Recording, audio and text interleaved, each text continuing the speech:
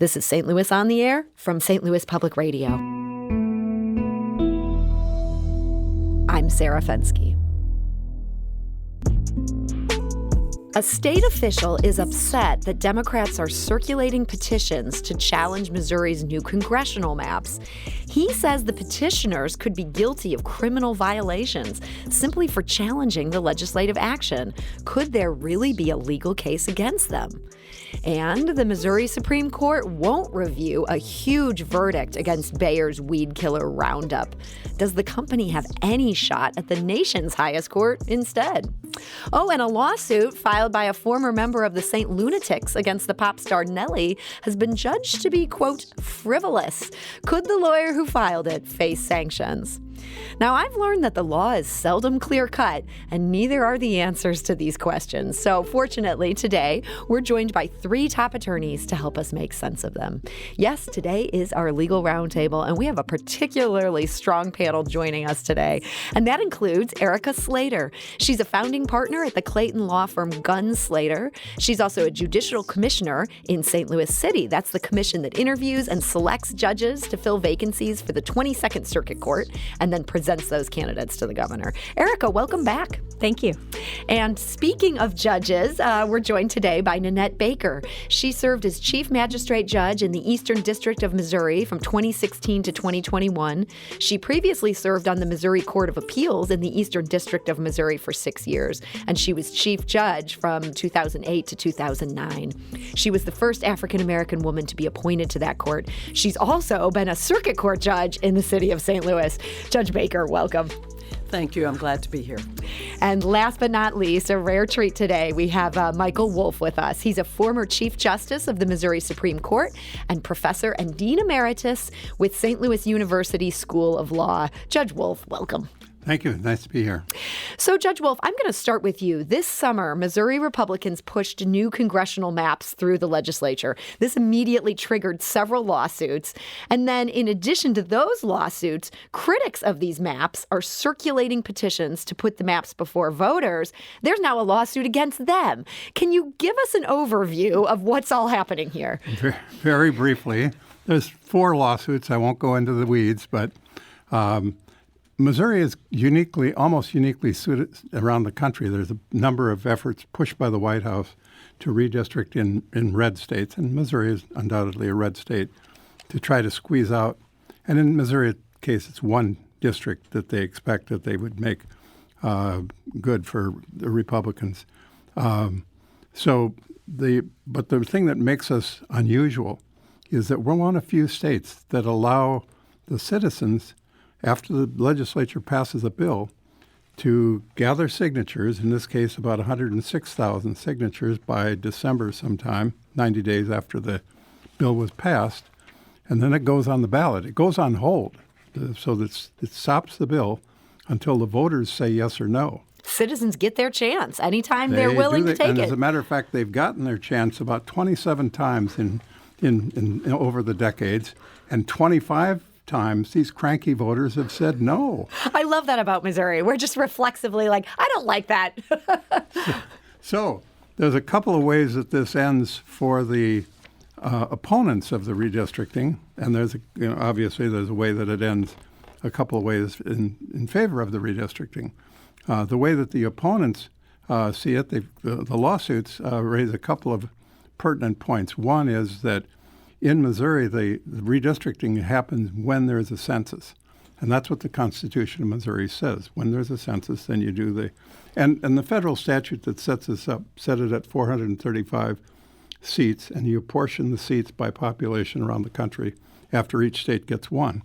And then we find out when the census is done how many seats we have. Mm-hmm. And that's when you do the redistricting. And the federal statute expects that it'll be done within the first term that Congress is in session. So there is that time and time. There's a number of people who say, well, the Missouri Constitution doesn't say that it's only then, but it does say when. So it says when this happens, then you do this. Right. And so, in fact, in the 1944 Missouri Constitution Convention, they discussed having one right away in 1945, assuming the voters would adopt the new Constitution, which they did. And they chose not to do that. That's when they said when. because the problem with redistricting is that it's really an emotionally, intensely political thing. And if you do it every session, you're going to have a disruption every session. So you know that you're going to have a disruption. Why not limit it to once every 10 years? I mean, that's the sensible part of it. And so there is that contention. There's also another lawsuit that says that the map that they drew, which takes the 5th district in Kansas City, splits Kansas City in half and runs a district all the way past Columbia toward the east. Now, the Constitution of Missouri says that the districts have to be compact and contiguous. Mm-hmm. Well, they're contiguous. They're all in a line, but they're not compact if you run it more than halfway across the state. Yeah. So there's that case waiting to be, that's pending. Cases tend to take a lot longer than whatever. And then there's the lawsuit that Attorney General Hanaway brought against the citizens who are circulating the petitions. She's proactively trying to stop this citizens' effort. That's right. And the reason and the reasoning is that, well, the federal it's against the federal Constitution, which gives the redistricting power to the legislatures. But that doesn't necessarily mean just the legislature, because in this case, there was the legislature did it, the governor signed it, and it became a law, because the Missouri Constitution says you do redistricting by law, which is a cute little phrase meaning you do it by a statute, which subjects it to this citizen veto. So here we are. And then the one question you came up with was somebody threatened these signature gatherers that they're interfering with something. Not just somebody. The Secretary of State himself says, I think this is a violation of election law. They could be charged here. I would like to refer him to the First Amendment, the right to petition your government for the redress of grievances. And as a matter of fact, our cranky little Constitution does put this power in there because we don't trust the legislature to do anything on its own. Mm-hmm. The governor has a veto. And if the governor vetoes it, then they have to override it. And if they passes anyway, then the citizens have a veto through this process, which isn't used very often because you got to gather. It's a lot in of 90 work. days. It's a lot of work, and it's a lot of money. Yeah. And now we have some national groups that are energized, sort of helping raise the money for this. Judge Wolff kind of makes the point that this is somewhat simple. They can't be guilty of this election offense. This is a First Amendment thing, and that they have the right to do this referendum. Do you see this as that simple on those 2 points? I do on those 2 points, especially the point about their right to do this. We do have this in the Missouri Constitution. The citizens have a right to do this. And if they are, and I was actually surprised that the Missouri Attorney General even claimed that this would be a criminal offense. Yeah. And it was really kind of shocking when I saw that. So I agree with Judge Wolff that for those particular points, that it is pretty simple. Okay. What about, so Judge Wolff has also some other ideas that this is pretty simple. One of his is that you can only do this 10 years. When these new maps come out, that's when you do it. Do you think that's as clear cut? That it states when. I think it could be subject to argument. I mean, obviously, a court is going to look into this and interpret the language, but I don't know how they get around when. With that particular word. So you think word. this is a good point he's making? Yeah, I think it's a good point he's making, but I also think that everything is up to interpretation by the court. And depending on the judge that's making the decision, they may see it differently. So, yeah, the judge making the decision. Do we know anything about this judge? I feel like one of you was just telling me which judge this is. Well, the one that in the Attorney General's suit is in federal court with one of the new judges. There's 4 new judges in the last several months. These are the judges that Trump himself put into this job. That's right. And so I've heard that as a justification for going to federal court, because then we can sell this proposition to a loyalist. And I hope that they don't really mean that.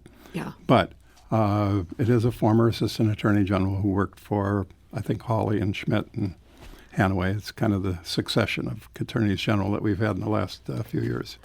So, as you say, it could come down to the judge. Erica, I want to believe the judges are coming in, that it doesn't matter who appoints them and that it doesn't matter what party they're coming from. Am I naive that I think that there's a chance that that's how these things work? Well, no, I don't think that's naive. I think that's what we all hope and all strive for when we're presenting arguments in front of judges. It's what we expect as lawyers and litigants when we go in front of judges. But, I mean, given all of the not controversy, but all of the heat surrounding this, it's on a national stage. Missouri is once again on a national stage. We seem to have been there a lot lately in our politics. And, I mean, that has something to do with adding to the atmosphere. That's how we got here, right? Yeah, where this is being litigated, right. So, Judge Baker, you have some firsthand knowledge of how these maps get drawn. You yourself once had to draw these maps. And I don't want to get deep in the weeds here because I have a feeling we could easily do an entire show just on that. But having survived that process, do you have any bigger thoughts on how we handle this, whether this is this system sustainable? In my situation, the St. Louis County parties, the Democratic and Republican parties, could not come to an agreement about redistricting. And so whenever that happens, and it has happened every 10 years for the last 40 years, the case gets referred to the federal court. I was the lucky judge who had the opportunity to to actually draw the new districts for St. Louis County, and that was shortly before I left the bench. And so I am familiar with the districts needing to be compact and contiguous. And when I look at the map that has been drawn, I am not seeing compact there. There are other factors that are taken into account, and so it's not as simple. It's really not an easy process, even though one side or the other might think it's easy. It's like, okay, we just, expand this and then we get a group of new people in there and we have this number of people. And they're saying it's just political. I know in some of the redistricting cases around the country, there have been some arguments about violations of the Voting Rights Act and whether or not some of the gerrymandering has to do with racial issues. But in this case, it appears that the argument is just going to be, we just want to have more Republicans, and so we're drawing the map this way. That was not a consideration that I had made when I was looking at the redistricting of St. Louis County. There's a little bit of irony in here, too, and that is that when you think about it, the lawsuit in federal court is asserting that the national government is the one that matters and pretty much says, well, ignore what the Missouri Constitution says. That's not usually associated with the party that's bringing that lawsuit. They're usually about kind of like what the states' rights. Didn't we used to have states' rights kind of thing coming around? So that's the problem I'd see here, too, is that all of a sudden we became national. We're talking today to our Legal Roundtable. That is retired Judge Mike Wolff. We're also joined by retired Judge Nannette Baker and Erica Slater, who's with the Clayton firm Gunn Slater. We're going to take a quick break here. When we come back, we'll talk about the legal challenge against the state police Bill of Rights, as well as a giant loss for Bayer. Could this be the end of Roundup? This is St. Louis on the Air on St. Louis Public Radio.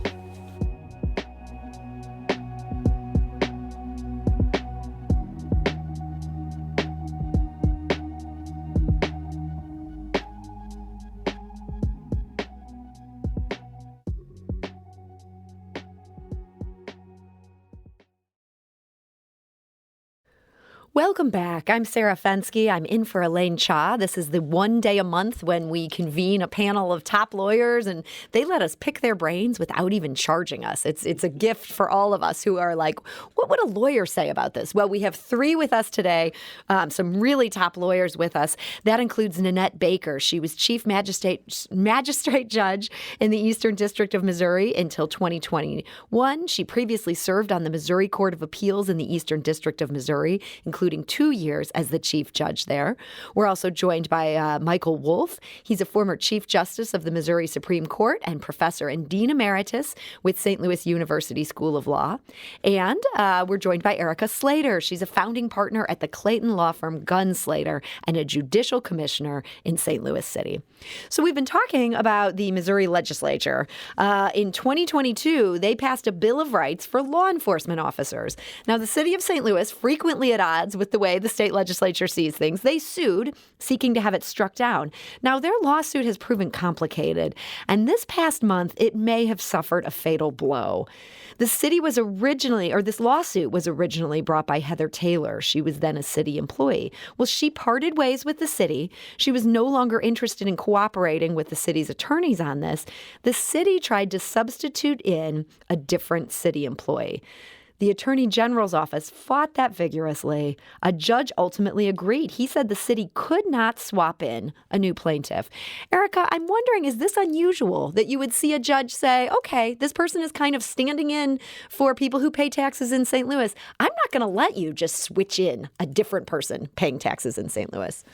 In any event like this, you would need some rationale to substitute in a plaintiff. And here, I think the concern is, one, the length of how long the lawsuit has been going on, as well as, if in my world, civil personal injury, if my client just doesn't want to pursue a lawsuit, we don't switch somebody in because there's probably not someone else standing in their shoes. Here, there could be other people standing in their shoes. But without the original plaintiff, who was meant to be, the representative of this claim, you can't just always just swap them out at will because the administration's changing, or the people involved in the legal issues now want to go a different direction or need to swap somebody in. So yeah, this one had been going on for a while when this happened. I think it went all the way up to the Missouri Supreme Court.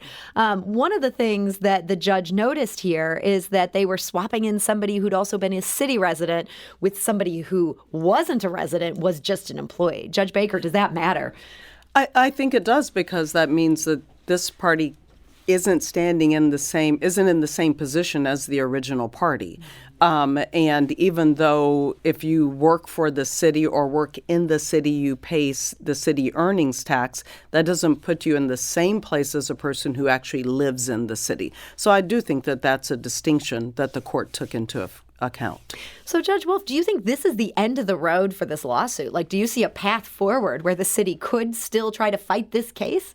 Well, one way is to go back to the client, Heather Taylor, and said, why don't you rethink this? Do a little arm twisting. Well, that would be one thing. The other thing is that this is the one claim that's left is under the Hancock Amendment, which I will not take the time to explain. Probably fair. Because you don't have enough airtime left. But it gives standing to a taxpayer, not to the city. But this is really an action by the city saying, you can't make us pay for these liabilities of police officers. That's a new obligation, and Hancock says you can't do it. So here we are.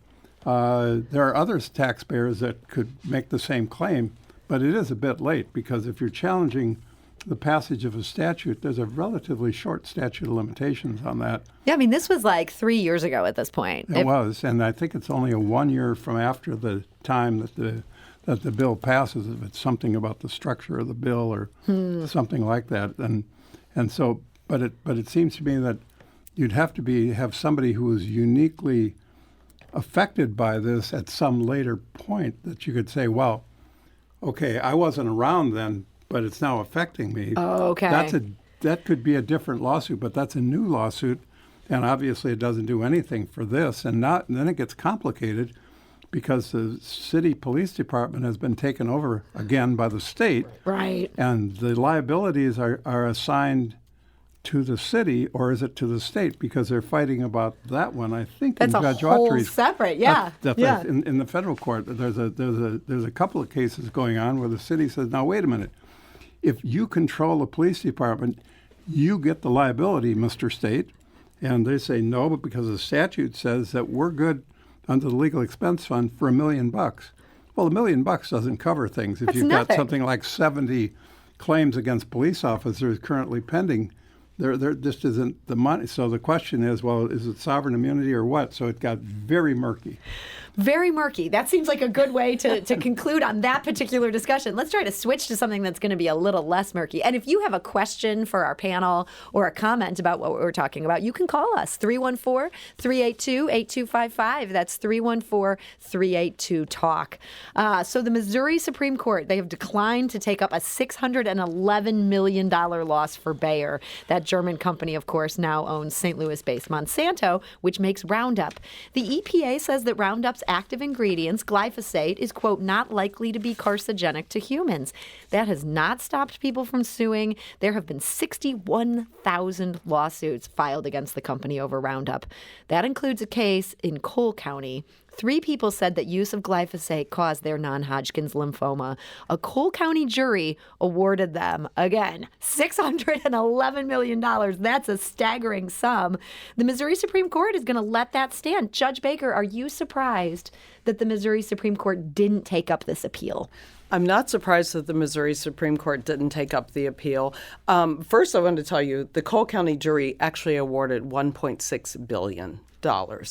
So even more. Yes. Let that I'm sink glad you're in. setting that straight. And it was the judge who sort of pulled that back. Yes, the judge actually reduced the verdict by $500 million, the punitive damages. So now it's at $611 million. The Missouri Supreme Court, with all due respect to my former colleague here, they have discretion not to take cases, and they take very few cases. I was on the Missouri Court of Appeals. Any losing party has a claim as of right to come before the Court of Appeals. So we took all the cases. We did. We took the 3 courts of appeals in Missouri handled a lot of cases. But of those cases, the appeals or petitions to the Supreme Court, I want to say it's about maybe 1% that they actually take because they get so many appeals. So in this case, I think a lot of the claims were abuse of discretion by the trial judge. And I think that the Supreme Court reviewed that and just did not think that this was something they would take up. But I bet Judge Wolff has more to say on that. I agree with you, Judge Baker, in the sense that the Supreme Court's going to look to see if they need to straighten out the law. The law seemed to have been applied in the way that you would expect, and so why would you mess with it just because it's big? But the other thing is, and the question you raised was about was it going to go to the U.S. Supreme Court? There's really very little of a federal issue in here. They got some of these punitive damages cases to the Supreme Court years ago where there were a big gap between the punitive damages and a much smaller amount of actual damages, and the court said, well, that is a violation of due process. And so I think that might have been one of the rationales for the trial judge cutting the punitive damages down to, I think, $500 million from like $1.5 billion or whatever it was. But so there's that.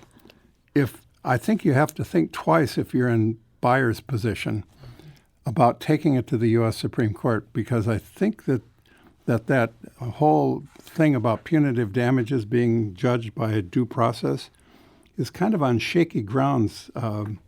In a sense of the law, and you take the risk of having the Supreme Court say, we shouldn't do that anymore, and then you go back to not having any standard applied other than the discretion of the judge who says, well, this is way too big. So this could be a case, if they took it to the Supreme Court, that the Supreme Court could end up in a worse place for manufacturers and companies that hate punitive damages. That's right. I don't know whether they've thought about that, but I'm just telling them, just in case they hadn't. Yeah, you're warning. You're putting Bayer on notice. Erica, you're somebody who cares about getting punitive damages for your clients. What would you do here if this was your case? Would you take this up to the U.S. Supreme Court? Well, no, because I'd be in the plaintiff's position. I think what we see here is, Bayer Bear has a national voice. I think when we see verdicts like this, there's a big push to, be calling for tort reform or saying, this is a runaway jury. Keep in mind, we have 24 eyes, 24 ears hearing all this evidence in many courtrooms who have time after time rendered verdicts against Bear. And they're seeing the evidence. If Bear is making such a great product, then why are we getting verdicts that are, upwards closer to $2 billion? In addition, Bear will suffer from the argument that the judge has already reduced that verdict, by a third, cutting it by a third. So whereas, without any background, someone looking at this may say $611 million, that's crazy. But you have to understand that when we talk about punitive damages in front of a jury, they're given information about what that company's profit is. Mm-hmm. And so when you have enormous international companies, and the jury is trying to ask them through their verdict to change this product, don't do this, settle these cases. The only way to do that is with a bottom line. And that's how the world works for everyone when it comes to what our civil justice system can do. It can only compensate money. So I think we have an example of the civil justice system working, juries being heard, and, the Missouri Supreme Court at least has said nothing to see here. Well, the other thing is that the Cole County, which I had lived in for off and on for a number of years, has very conservative jurors. And this verdict is quite amazing. I mean, it would be tough to get $1 million for somebody who lost their arm.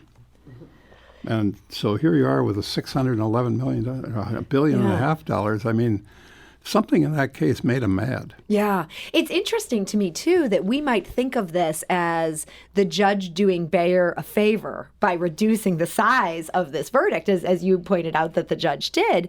And yet this might be the reason that they can't get the whole thing struck down. The judge is maybe more protecting what the jury did here than anything. That is a possibility. The judge also heard the case. Even though the judge is not the finder of fact, they have listened to all of that evidence. And so I think it puts the judge in a really good position to say, okay, yes, maybe those punitive damages were excessive.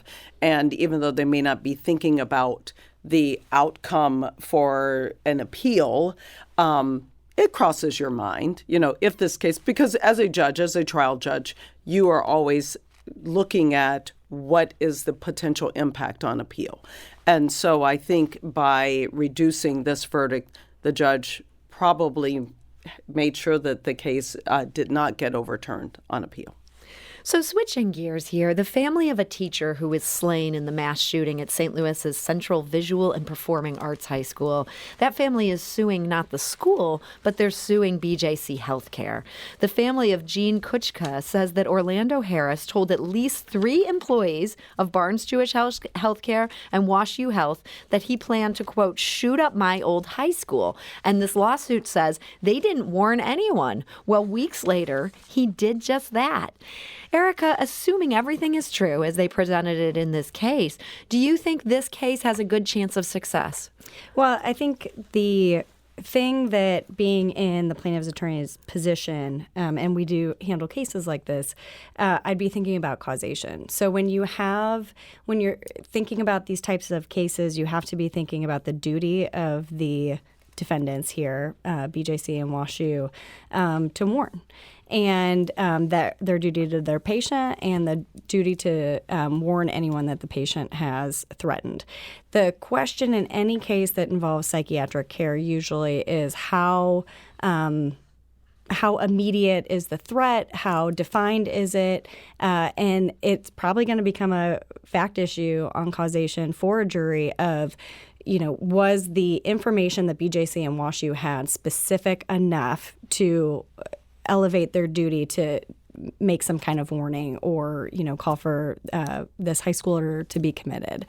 What's your sense based on what we know, what's been presented in this lawsuit? Do you think that was specific enough? I mean, let's face it, a lot of kids venting these days, they're going to say something like, I might shoot up my school because it's the thing that's in the news. Yeah, I think the contemporaneous nature of when this was told to the defendants is going to be important. So these statements were made as remote as August, and of course the shooting was October 24th, 2022. But there were other things that the parent was reporting to the defendants that the child was doing, such as being able to obtain weapons. And it seemed, we're looking at this in retrospect, but it seems like the evidence was just mounting that something was going to happen here, and it's just going to be a fact issue. I think it is. Man, if I'm sitting there with this case on my desk, I'm saying, there's something here. Yeah, that the defendants are probably pretty worried about. Judge Baker, this case, the more I read about this case, the more I feel bad for this family because they're proactively trying to, stop this kid from something that starts to feel inevitable as you see what happened here, that he's just marching towards this terrible fate that now we know killed a school teacher. Do you think this case has a decent chance of BJC being one of the parties that then has to pay? I'll say I looked at the information about the police, the investigation into the case, and yes, it's obvious that this parent, the sister, the mother, they were doing everything. I think a box came one day and the younger brother sees that there's a gun in it, so there's a gun, there's ammunition. They try to take it to the police and have them confiscate, and the police do nothing, which I think is interesting that the lawsuit is being filed against BJC and not the police department, but I'm assuming that has something to do with immunity and concerns about immunity. But after the Sandy Hook shooting in 2013, there was a letter that went out to from the Department of Health and Human Services that reminded healthcare providers that the HIPAA rule does not prevent your ability to disclose necessary information about a patient to law enforcement, family members of the patient, or other persons when you believe the patient presents a serious danger to himself or other people. And I think that is very interesting. And so I think, once again, it's going to come down to the facts of this case, the timing of the information, and how much information the healthcare providers actually had. And who or what do you warn? Because he said he left a note saying, I told 2 psychiatrists I was going to go shoot up my old school. Well, he's not a current student at the school, and there's not a specific person identified as his target. I'm just going to go shoot up the school. So was there duty to warn the school that this former student might? And so that's really what Erica started with causation, and that is, do we know that there was enough information that he gave the psychiatrist for them to say, oh, my God, I've got to tell so-and-so. Boy, that feels like a fair amount of specificity. He's not just only saying one school. Yeah, there's only one school, as you point out. Although I guess maybe there was some grade school in the mix, but it's a disturbing case. And to think of all the different points in the road where this could have turned out differently. And it's terrible for the psychiatrists and psychologists. This law has been around. It was invented in California courts because where a lot of good torts were born. But Missouri's had about 3 or 4 of these cases. And they do really hinge on that specificity. Was it a specific target that was identified? Because I think it's every psychiatrist's worst nightmare when something like this happens. We're talking today to our Legal Roundtable. That is Michael Wolff, former Chief Justice of the Missouri Supreme Court. We're also joined by Nannette Baker, who is Chief Magistrate Judge in the Eastern District of Missouri, as well as Erica Slater, a founding partner at the Clayton law firm Gunn Slater. We're going to take a quick break. When we come back, a lawsuit against Nellie collapses. Could the lawyers who filed it be in trouble? This is St. Louis on the Air on St. Louis Public Radio.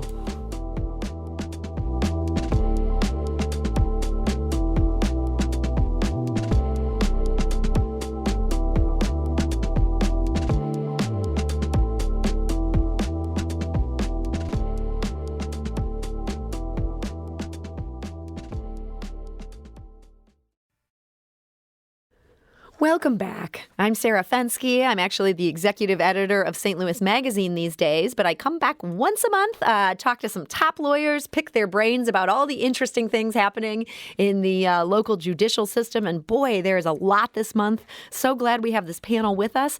That includes Nannette Baker, a former chief magistrate judge, a former judge on the Missouri Court of Appeals, also a former circuit judge. We're joined by Mike Wolff, former chief justice of the Missouri Supreme Court, professor and Dean Emeritus with St. Louis University School of Law, and Erica Slater, who's a founding partner at the Clayton law firm Gunn Slater. She's also a judicial commissioner in St. Louis City. So the high-profile lawsuit that a former bandmate filed against the rapper Nelly has ended, and not really with a whimper, but what I see as a bang. A federal judge said the lawsuit was, quote, legally frivolous, and then he recommended sanctions against the lawyers who filed it. So, Judge Wolff, sort of rule of thumb here, how do you cross the line from just having a loser of a case to having a sanctionable case? This one puzzles me a little bit, except that it's a long time. It's a 20-year period when these fellows were playing together. Yeah. And they were creating music and making deals sort of without having them written down in any way. I mean, we've had these kinds of things in other creative areas where things are actually written down and figured out ahead of time. But this is sort of after the fact. And it's a copyright case, and there's a 3-year statute of limitations. And so I think the judge thought that it was so far beyond the statute of limitations as to be frivolous, and also was confused about all the things that, well, he said, she said, that kind of thing, as opposed to having some written deal going on. So the question that you asked really is, what's the standard? Yeah. The standard is, would you be laughed out of court? Guys, I love that standard. That works for somebody who's not a lawyer. I can understand that. I mean, is this so beyond the pale of you no what chance whatsoever? If you have some arguable position that you can put forth, you can, and you might have to bring in some other lawyers to say, oh, this isn't so bad. Then maybe you could avoid these kinds of sanctions, but, it happens. Well, I like how Judge Wolff described this, but I remember talking about this very case on a previous Legal Roundtable, and we did have a disagreement among panelists. There were some panelists who felt, okay, there might be a way that they can get past the statute of limitations because they discovered this, the way Nelly had behaved badly. It wasn't necessarily something they would have been aware of at the time. Mm-hmm. So then I'm hearing, okay, this, the judge is so annoyed at this case here that he's thinking about sanctions. Judge Baker, I can't help but wonder, is this a case of Nelly has high-powered lawyers? They know exactly what they're doing, and the lawyers who maybe brought this case are maybe not quite so prominent. They haven't written as good of a brief, and the judge just got their nose out of joint? Well, this case was brought in New York, and I noticed that it was a magistrate judge who actually wrote it. What he wrote was a report and recommendation that will go to the district judge to make the final decision. But one of the things the judge said was, the copyright ownership claim was groundless on its face from the time it was first asserted. He also went on to say that the amended lawsuit deliberately omitted key facts in an attempt to avoid legal issues with the timing of his claims. So that makes me think that the judge, it wasn't so much about the potential inequality of the legal representation, but it was the fact that this appeared to be a deliberate attempt to deceive. And that does upset judges. And at that point, that's when you start recommending that sanctions. Eric, I see you nodding that if a judge feels like you're intentionally leaving out something that's critical, they don't like that. Right, because I think that when you are, the judge's order so blatantly is calling out exactly the type of conduct that is being sanctioned. So I think, without even going into the power dynamic of each party's representation, I mean, if those are the facts and that is what the judge has found to be happening, that's going to put you in hot water. So it sounds very much like an issue with this case and these lawyers and the way they litigated the claims. So let's talk about another case involving lawyers, specifically a lawyer that is well known here in St. Louis. This is former Circuit Attorney Kim Gardner. She's going to be back in St. Louis to face the music this December. She directed her employees to issue $5,004 in checks to reimburse herself for a 2022 Supreme Court reprimand. She'd enter into an agreement with federal prosecutors to avoid criminal charges tied to that payment. She never admitted to any wrongdoing. And now the disciplinary commission is saying, we think this law license is something, this is not something that she should be able to keep here. Judge Wolff, should she have seen action from the state's disciplinary panel coming when she agreed to this deal with federal prosecutors? I'm not sure what she saw coming, but certainly using public funds for something that was a sanction on you personally might cause problems. Yeah. I mean, this isn't like one of her predecessors who used the cash fund of the prosecuting attorney's office to pay women in motels out by the airport.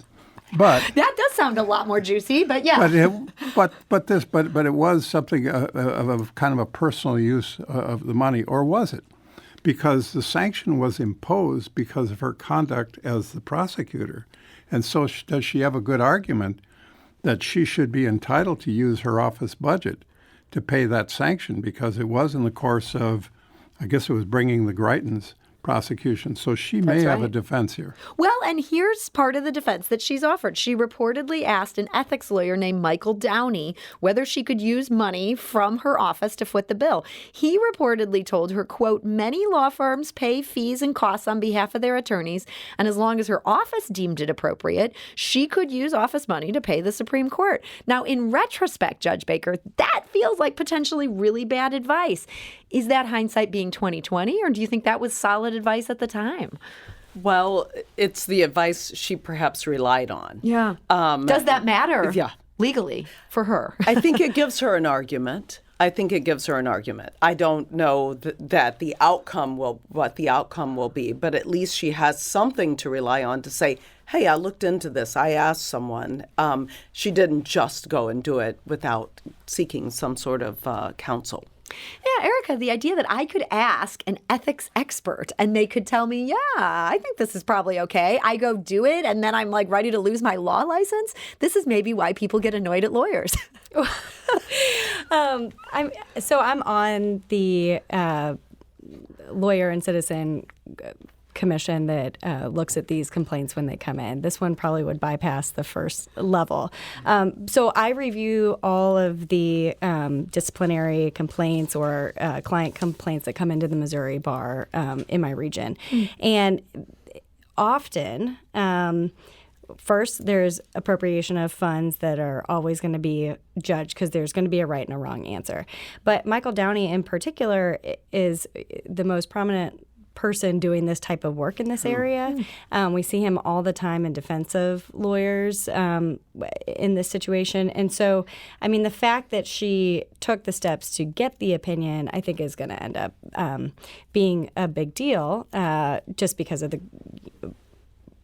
presumably good faith nature in which she took the action. But, this is kind of a drop in the bucket among the legal problems that are swimming around in the city with this situation. And it may be the difference since we did, when I was on the Supreme Court, we did all of the disciplinary cases. Right. This might be the difference between being a reprimand or being disbarment. So I think having that rationale, you might still say, well, it still doesn't look right, so don't do it again. Yeah. As opposed to you took the money and therefore you're out. Yeah. So you think she might be able to keep her law license here? I think she might be able to, yeah. Interesting. I should poll the panel. Who else thinks she'll be able to keep her law license? I'm going with I think she might be able to. and I agree. Disbarment doesn't necessarily have to rise to disbarment. So there could be a different sanction. Some punishment, but not that high. Erica, what's your vote? I agree with our distinguished panel and believe that'll be the difference that she had this opinion behind her. So Senator Josh Hawley, he wants to make it easier for people to sue AI companies. And he would do that by classifying them not as a service, but as a product. Here's a quote from him. Quote, when a defective toy car breaks and injures a child, parents can sue the maker. Why should AI be treated any differently? So it all sounds pretty common sense to me. Erica, break this down for us. What's the difference between AI being a service versus being a product? It turns out this is a pretty big question as far as its liability goes. Yeah, and there's a lot of kind of adjacent issues that come into play here, like Uber being looked at as, they're engaging with their app. Is that a product subject to product liability laws? Because in Missouri and many other states, certain duties under product liability are strict liability. And that means that it's a much easier bar for plaintiffs to get over to win a case. So here, I think this is kind of on the forefront of how are we treating this type of interface with consumers. And I think the really important point here is you get into issues. There's a lot of litigation over, the way algorithms are, feeding back information that children are searching for and how to protect kids under those frameworks. So I think this is a really important bipartisan event. Who is relieved to hear that word. And, I think that it's an important thing as we go forward with any sort of technology and algorithms that is consumer facing. Judge Baker, do you think this makes sense to treat this as a product? I do think it makes sense because it's going to be it is already part of all of our lives, and there will be issues involving AI, everything from driverless cars to what you search for on the internet. I think that there needs to be some way to hold companies that are producing this AI accountable. And is that something that would happen on the state level, that the state could say, in Missouri, this is a product, or is this Josh Hawley runs with this on the federal level, or both? I think on the state level, I think, if the legislators could do. I'm starting to laugh with you. Would they? Well, part of the problem is that AI, everybody says we need to regulate this. And then you watch a congressional hearing where they're discussing it. These guys have no concept of what they're talking about. Right. So what it's left to is the court system to fit this into a pre-existing category. Product seems to be about right. I mean, for example, if somebody produces an AI-generated thing showing some identifiable person committing some lewd or immoral or illegal act and puts it out on the net, what's his remedy? Yeah. So, and there should be a remedy. We can hopefully so one all of the agree remedies, on that. and Erica referred to as that a product liability case in some respects has strict liability. I think they're on the right track here. I mean, eventually, after you get through the bunch of lawsuits phase, then somebody will say, well, now we understand it enough to regulate it. Okay? I mean, Right. The same thing happened with automobiles. The first product liability cases that were strict liability were automobiles. And then we figured out how to regulate automobiles. We still have strict liability, but we have a lot of standards in between that have been developed over the years. Yeah. Erica, in our final minute here, it feels like this is what has happened with Uber. It hasn't been that the legislature has come down from on high and figured this out. It's been lawyers fighting individual cases and judges ultimately having to make this law. Right. And I think the important thing to remember is that even though we're talking about, the universe of the internet, it's still a company's conduct in developing a consumer-facing product. Yep. And just like that toy car, you got to pick the manufacturer, you got to pick the materials, you got to pick how it's marketed. How's that any different than these types of services? That's a good argument for it being a product. I'm sure we're going to hear from listeners who are going to be like, I've got the flip side of this, but guess what? We're out of time. That's right. Erica Slater of the law firm Gunn Slater, thanks so much for joining us. Thank you. And Judge Nannette Baker, thank you so much. Thanks. And Judge Michael Wolff, thank you. Great to be here.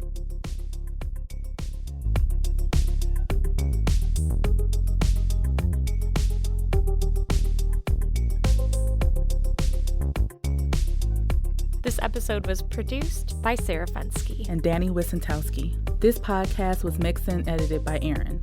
Our executive producer is Alex Hoyer. St. Louis on the Air is a production of St. Louis Public Radio. Understanding starts here. Do you find yourself regularly listening to episodes of St. Louis on the Air? Suggest us to a friend you think might enjoy our conversations. And leave us a review and rating on Apple Podcasts on the App Store. It's the simplest way to help people discover our show. Thanks. St. Louis Public Radio is a member-supported service of the University of Missouri St. Louis.